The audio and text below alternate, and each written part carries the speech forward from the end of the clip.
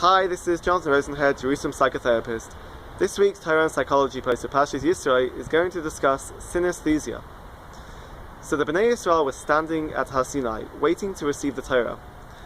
And the Torah says that when Hashem started to speak and call out the Aseret Dibros, the Bnei Yisrael saw the sounds, they saw the words of Hashem. And this sounds a little strange, and there are a number of different explanations in the Mefarshim for what the Torah, for what the Pasuk means. And some take a more abstract explanation, but Rashi looks at it as basic Bashat and says that indeed what was normally experienced through one sense was experienced through another sense.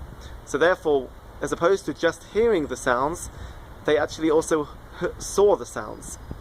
And from a psychological perspective, modern psychology explains this as a neurological phenomenon of synesthesia. And synesthesia is the where one sense is stimulated and this stimulates another sense. So for example, seeing sounds or tasting a word.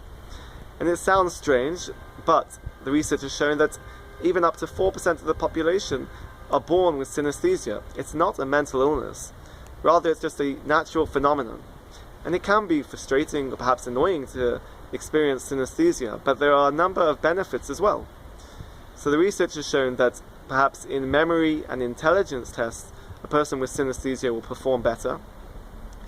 And also from a therapeutic point of view, mindfulness tries to teach a person to attune their senses to the sensory stimuli in the environment. So from the perspective of mindfulness, synesthesia is the highest meditative state. And this is done naturally by someone who has synesthesia, but the suggestion is that through mindfulness, synesthesia is something that can be developed or cultivated.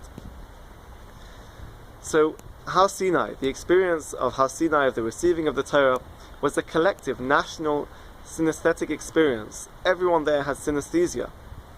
And why was this? But this is because the experience of Har Sinai, the revelation, was so profound that it elevated the Bnei Yisrael to experience Har Sinai, the receiving of the Torah, through multiple senses.